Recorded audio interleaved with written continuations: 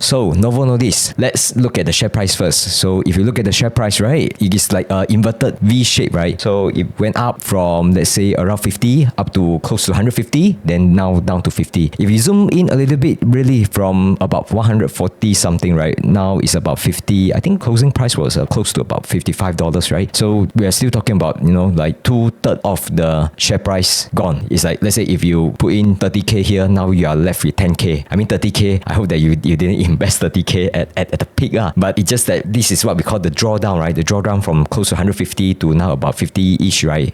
2/3 of the share price really gone. So I think this is definitely a huge drop, especially for Novo Nordisk. If you look at the market cap, it is not a small cap, right? So this kind of magnitude of drop is really quite significant. So let's talk about the company first. So I think, this company is a healthcare company, right? I hope you know. But I think what it is really famous for is the weight loss effect of the drugs that is being offered. So if you just look across, right, I think there are a number of celebrities. They used to be obese, and then after they use the drugs, whether it's from Novo Nordisk or is it from Eli Lilly, right? This is what they call the GLP-1 drugs, right? This is considered new drugs. After they use the drug, you can see that their bodies or their size actually shrink quite a fair bit now. So this is one good example from Oprah Winfrey. You can look at the size really shrink, right? So some is like saying like shrink by almost 1/3, right? Or let's say like 20% of the weight gone, right? So it's very noticeably, let's say if someone used the drug and then they slim down within short period of time now. Another one from Katie Bates, also I think one of the celebrity. You look at the size, it's very different before and after. And then Amy Schumer also saying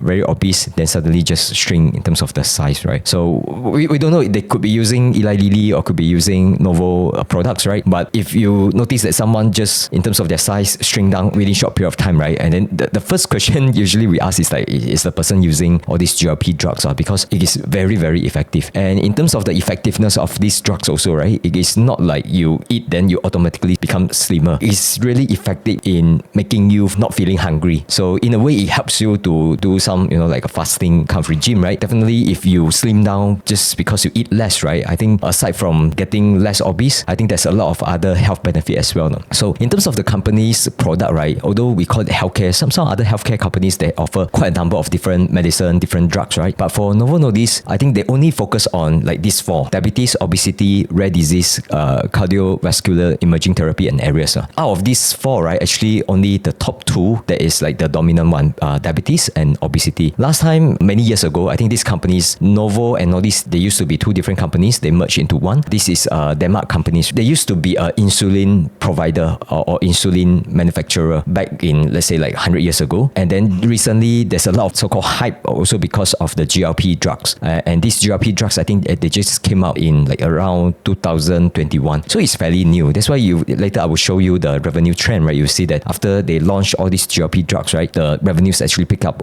quite a fair bit now. So these two, diabetes and obesity, these are the main one. And these two segments, they are pushing towards the GLP drugs. The rare disease and cardiovascular, I would say for now is still quite small. But this is the new areas. Let's say if they can come up with some sort of new drugs that can help with all these rare disease and cardiovascular disease, right? That's also quite useful. That will be the new growth area. Then in terms of what they are doing, value creations, right? You look at these are their processes. So from the resources that they have, right? For example, from all the raw materials, from diverse talents, from their financial resources, right? They will do all this R&D, inventing new drugs. So this is continuous. Even back in the, let's say like 100 years ago, when they just came up with insulin, right? There's also keep on like innovations in terms of producing insulin that is better. So all this R&D is like continuous one. In fact, they spend quite a fair bit of their percentage of their revenue, put that back in R&D and then keep on inventing new drugs. Even all these GLP drugs, right? It's not like just one drug. It actually came up with one drug and then they keep on improving the drugs,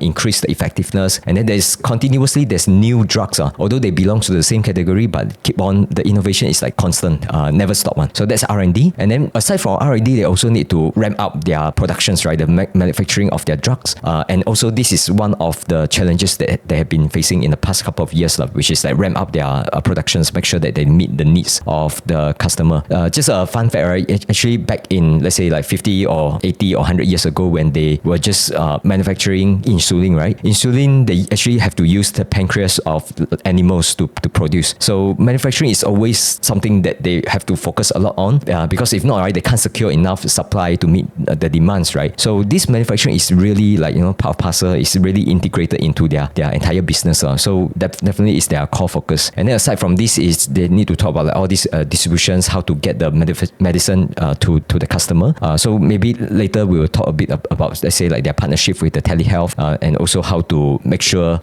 also including, let's say, like the insurance as well. Say for example, let's say like the Medicare, if they cover all these weight loss drugs, right, then it can actually increase the demands. But this is also will be related to the politics side. So this is basically the value creations. And then just one point on the ownership structure, the Novo Nordisk foundations, right, they hold about 77.3% of the votes and 28.1% of the shares in Novo Nordisk. I think what it means is that this foundation, right, they are the one that control the company. So it's like the I think they call it like the A class shares. So let's say if you are activist and you want to just take control of the company, is essentially there's no way for you to do it, given that the foundation actually own 3/4 of the voting shares. That makes sure that the companies, they are able to focus on the long term instead of like just do short term stuff. And by focusing on the long term, the core things, right, it all comes back to all this R&D, and then sometimes they might make some like small acquisitions in the scale of, let's say, 1 or 3 billions, but they are not going to do like those big scale M&A stuff, because the foundations, right, aside from making money and then use the money to do R&D, to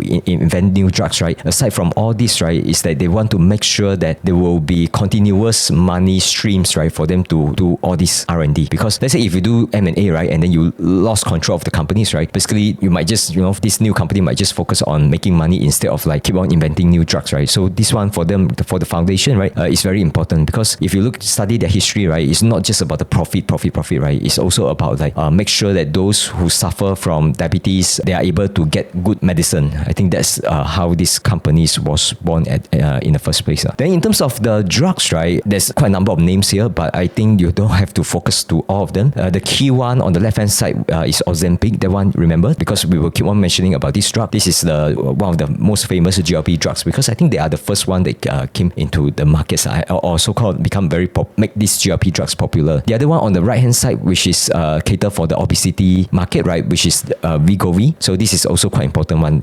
These two, and the patents, right, especially for US, is up until 2032. So at least right now it's 2025, right? At least they have 6 years for them to make use of these patents, and then meanwhile put their money into R&D and then invent new drugs, and new drugs will have new longer shelf life in terms of the patent. So these two will be the key one. And actually these two, right, you can argue that they are actually the same drug. It's just that they are marketing for different needs. Because for Ozempic, it's really marketed towards those who have diabetes, and then the Wegovy is really for those who are obese. And then in terms of the market share, if you look at the total market share, right, total diabetes, their market share is about 1/3. But if you look at the subset of those total diabetes, just look at insulin, the market share is about 43%. But if you just focus on the GLP drugs, right, which is the new drugs, right, their market shares right now is about 55% as of 2024. So just to let you know that in terms of these GLP drugs, essentially there's only two companies. One is Novo Nordisk, the other one is Eli Lilly. So, and for Novo Nordisk, their market shares 55%, they are the number one, right? So that's the things. It's just that recently, I think Eli Lilly also came up with drugs that's arguably more effective. So in terms of the growth, if you just focus on, let's say, this year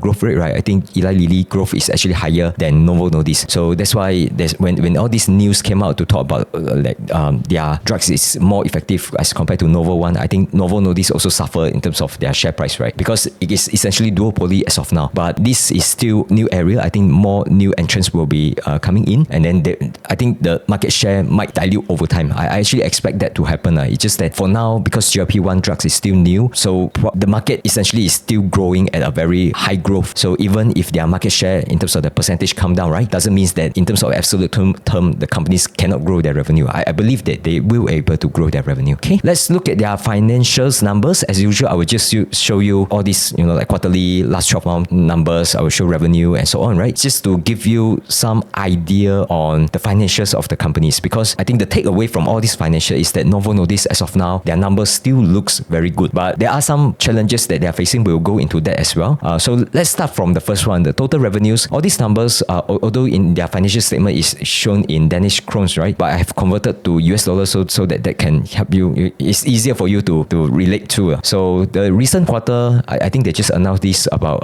a week ago, 12 billions of quarterly revenues, and it is up about 13% year over year. And then if you look at their total revenue and zoom out a little bit, you can see that from 2021 onwards, right, the revenue picked up. This is really mainly due to the GLP drugs, because before that, right, their business, I believe, is still mainly selling insulin drugs, right, and maybe some older GLP, not the Ozempic and Wegovy, right. So their growth rate wasn't that high in the past, and then you look at it from 2021 onwards, right, just skyrocket, right. And then you look at from about 2022, 2023, and 2024, right, the growth rate, right, it went up from essentially 0% to about 20 or 30%, I think. And then at the same time, right, you look at the share price also went up a lot during same period. So what it means is that during those periods, right, let's say 2022, 2023, and 2024, right, people are still sizing the market of these GLP drugs because it is new. You don't know how big it is, but you know that Novo Nordisk is the main player in this, main manufacturer of these GLP drugs, and they are making very decent amount of profits from these new drugs. That's why when market is like trying to gauge like how big this market is, right, they tend to assign premiums because of all this high growth. It's just that now recently you look at the CAGR 1 year growth rate, right, now it's already dropped to 13% because of all the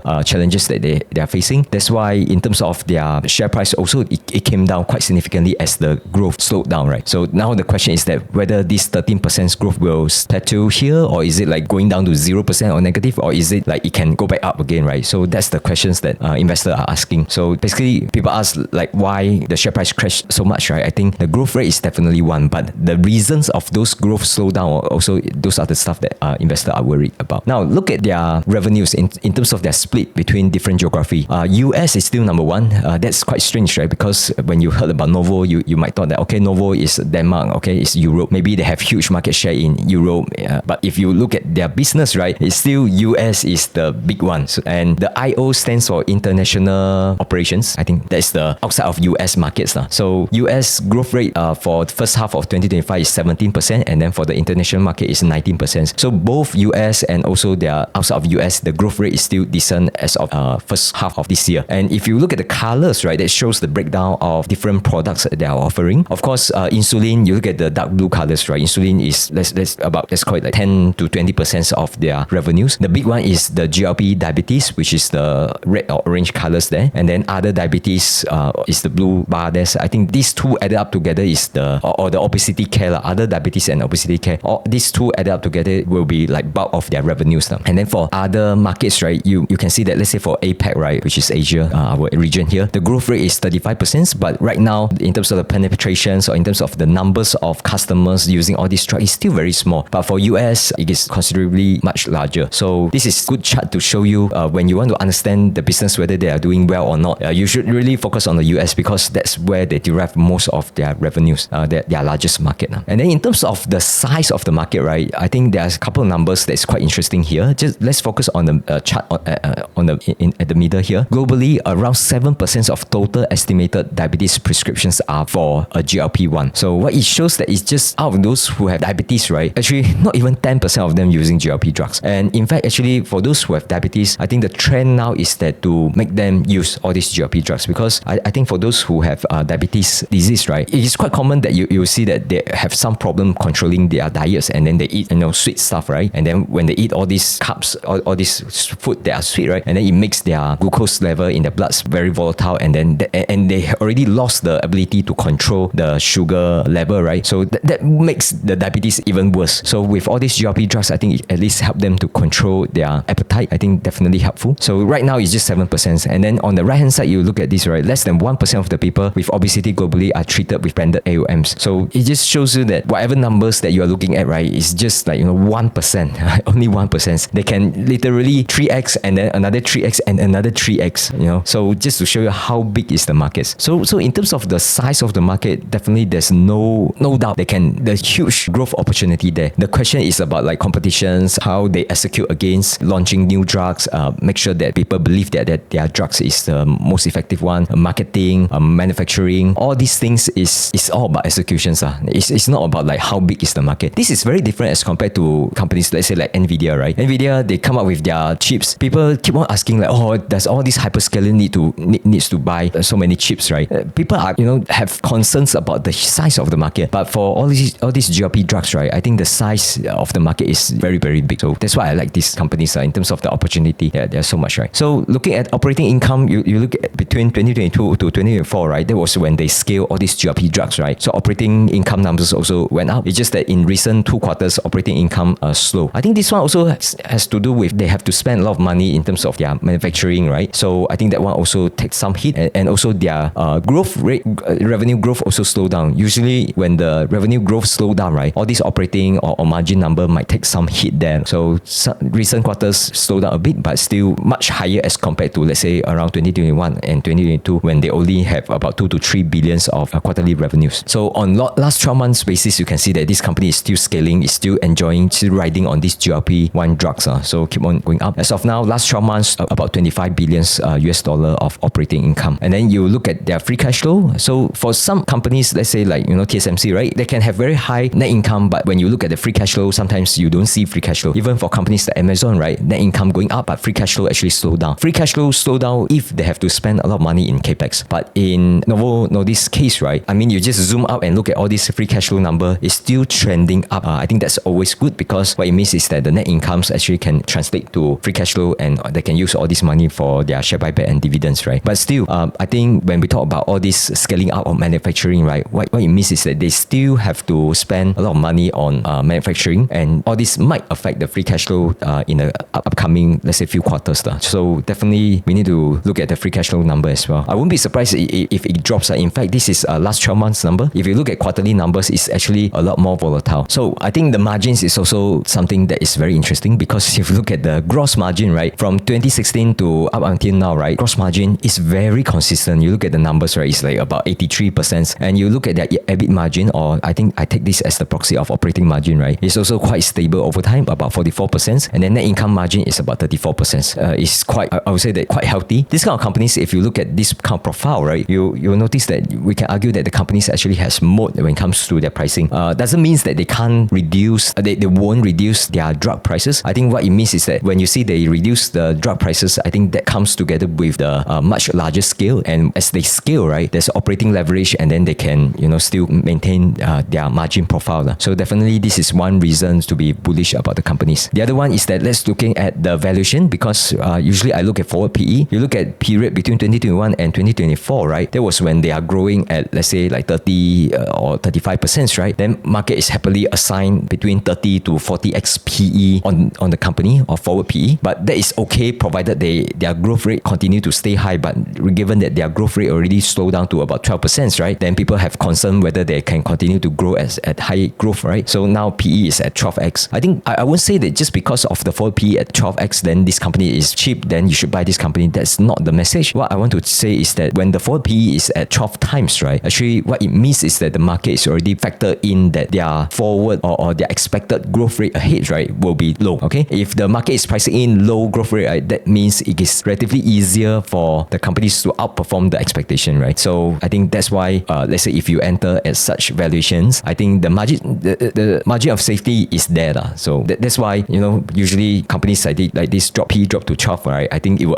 start to attract value investors. Not to say that value investing will make it like great. I would just say that it all depends on the executions ahead. Okay, and then let's look at the total GLP class market shares. I think for international operations, right, I think they are still dominant. They are still ahead of Eli Lilly, but competitions will keep on coming. But if you just look at their market share, right, is at 71% for these GLP-1 patients. What it means is that I think they're still leading in terms of the international operations. Okay, I think let's go down to some of the key risks and mitigants here, because I think when a company's share price drops so much, right, and you can just say, because of the growth drop, right, and the growth drop also there's reasons behind that. So you need to understand what are those reasons, and then you know what to monitor when you study this company moving forward. Because every quarterly earnings release, right, followed up by the earnings call, right, all these analysts, they will ask them these questions, and all these questions will come back again and again. And if you study this risk, right, you will notice that these are really challenges that they faced in the past, and then eventually I think the previous CEO basically got fired because the person didn't manage all these things well. We'll look at about I think 4 or 5 key risks that I summarized here. So the first one, rising competitions from Eli Lilly. So all these GLP drugs, although it sounds very good, fancy new drugs, people eat already, or not eat, sorry. Of course they have an orals one, but usually when we talk about all this Ozempic and Wegovy, right, it's actually it's a pen, right? So they have to pop themselves. So although all these drugs sounds very, very hype, but actually this is not monopoly business. They still compete with Eli Lilly, and in terms of their progress of the R&D, I would say it is quite similar. So Eli Lilly's, I think they have this new drug. I don't know how to spell these names. It's always difficult. Tirzepatide, I think. But maybe you just remember this name because this is the marketing names. Mounjaro and Zepbound. It's very similar to the Ozempic versus Wegovy. One is for diabetes, the other one is for obesity, right? So I think recent numbers just shows that the last one is like from Eli Lilly is 20% versus 15% from Novo Nordisk. So I think at least recent 1 or 2 quarters, it might be seen that Eli Lilly's drugs is more effective. So and it's quite dangerous one when these kind of things happen, right? Because let's say there's a drug 20% provided by Eli Lilly versus 15% provided by Novo, right? People will just go buy Eli Lilly, right? So unless really Eli Lilly suffer from supply issues, then they got no choice. That's a separate issue. But when your drugs is seen as not as effective, I think that is quite dangerous one for this kind of business. But the thing is that it's not like this is just like one drugs, right? Because both sides keep on coming up with new drugs, and then when new drugs come out, right, then that's a chance for them to regain the market share again, right? So it's a bit like, sometimes ChatGPT come up with new model, and then Grok come up with another new model that is better, and then Google come up with another new models. So it's like keep on upping each other's. But I think at least for now, I hope that the competitions between Eli Lilly and Novo Nordisk is similar to competition between MasterCard and Visa, whereby these two companies keep on competing with each one, but they are actually growing together, right? Just because of the size of the market. So I'm not too concerned about the competition, because in fact, right now we are talking about competition with Eli Lilly on GLP drugs. If you study their history back in 100 years ago, you'll notice that it is Novo competing with Nordisk, right? These two companies, when it comes to insulin's product, one coming up with one product, the other one come up with new products, and then they keep competing with each other. So that's the dynamics of these companies. It's nothing new here. It's just that sometimes, let's say when, for example, they have the new drugs, right? CagriSema, I think that's the name, second bullet point there. CagriSema, sorry. So these drugs, I think there's some indicators says that their effectiveness is even higher at 23%. But this one, I think they're still waiting for the trial results. More result will come, let's say, second half of this year or early next year. And then when it comes to the launches, probably will be 2027. So there's always chance for them to regain the market share. But all this, there's uncertainty whether all this trial will be successful or not. So you have to pay attention to this area. Okay, this is one, competition with Eli Lilly. Second one is compounded semaglutide risk. So this one is all this, when you heard the names of compounding pharmacies, right? Just replace this word with copycats, because all these pharmacies, right? Because back in, I think 2021 or 2022, there's some shortages, right? So I think US FDA actually allow all these pharmacies come up with compounding drugs, meaning all these copycats. All these copycats companies, right? They come up with semaglutide drugs, right? Which arguably I would say is like they have the same effects as all these Ozempic and Wegovy. It's just that in terms of the ingredient that they use, right, could be different, and then in terms of the purity, there might be some issues there. So there's risk associated with all these copycats one. But what we heard from the management of Novo Nordisk is that as of today, there might be about like 1 million of patients that are using all these compounding drugs. So what it means is that if they are using all these compounding drugs, meaning that they are not using Novo Nordisk or Eli Lilly. So it's a market shares that is being linked up to all these copycats, right? So it's quite bad. But the good thing is that as of May this year, right, all these compounding drugs, right, is actually illegal because FDA is already banned that. But as of now, I think they're still facing some issues of making sure that this is enforced. Because if it is not enforced, right, the customers still continue to use all these compounding drugs, right, then they don't have to shift to Wegovy or Ozempic, right? Then it is a market that is permanently lost to all these compoundings. But I think this one, right, is not just like Novo Nordisk alone. They have to work together with FDA to make sure that they actually will enforce. And then the other thing is that in the future, all these negotiations, right, they still have to reduce the drug price in order to open up the market share. Because if not, right, there are still a group of customers that they can't afford all these Wegovy or Ozempic drugs because they are definitely more expensive as compared to all these copycats. Then the other thing is about the insurance coverage, because as of now, like let's say for diabetes, right, you can still argue that diabetes is disease, right? So it should be covered by the insurance. But when it is just obese, right, then the question is obesity, is it a disease or is it just a condition, right? And I think when it comes to whether it should be covered by the insurance, I think there's still a lot of debate. If they are able to be covered by insurance, then more people will just use Ozempic and Wegovy. I think that will actually increase their market share a lot. So all these negotiations, discussion with Medicare, with insurance, I think this is ongoing. Just hopefully within the next 2 or 3 years, there might be some tractions of getting covered. So this is something to do with the copycats. Then the other one, all this I will run through quickly. For example, this is talking about like aside from all these GLP drugs, what about the new growth area, right? Because for Novo Nordisk, they are still, from time to time, they spend money to acquire drugs or acquire other companies to venture into a new area, the cardiovascular side or some rare disease side, right? So that's the one that I mentioned just now. So all this, when it comes to how effective it is, right? Sometimes all these drugs, they are at trial phase. Sometimes the trial just say, okay, it is failed, right? Then they have to write off a couple of billions dollars, right? So all these things happen from time to time, man. It is not guaranteed, man. So sometimes you look at the share price, just take a dip, right? When they announce negative news on such things, right? Don't be surprised by that. This line of business, right? Constantly they have this kind of things, right? Let's say suddenly there's a trial success, right? Their share price will have a small jump there. But let's say if there's they announce that it is a failure, right? Then it will take a hit. So you need to be prepared to take on all these news. It could be positive or negative. So pipeline risk. The other one is US pricing and political risk. This one definitely is a big one, as you have heard from Trump, right? Trump is trying to be a hero when it comes to all these drug prices, right? Because people keep on complaining that why patients in US, they have to pay a lot more as compared to patients outside of US, right? I think what happened is that for US, because the price is higher, so companies make a lot of money from US. So let's say if Trump pressure all these drug companies to reduce the price, right? Then how? Is that means that they have to pass the prices to their international markets, and then international market prices will be higher? If that's the case, it will make them harder to penetrate new markets, right? So I think this is always a very hard to predict, and then because it involves politics, right? So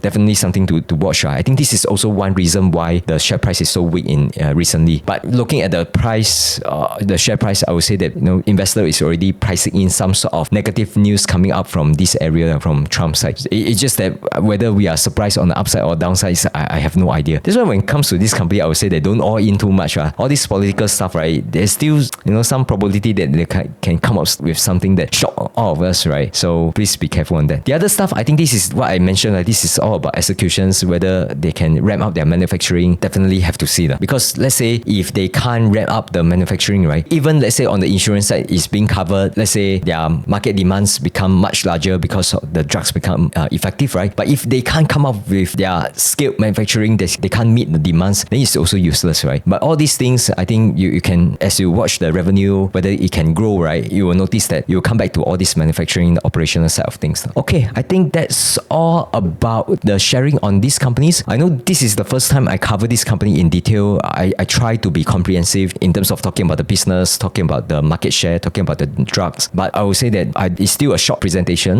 Let's say in future, I saw that there's any new developments that I think is worth to share with all, I would start to cover these companies. Definitely very interesting. Even if you study their history, right, it's very, very interesting.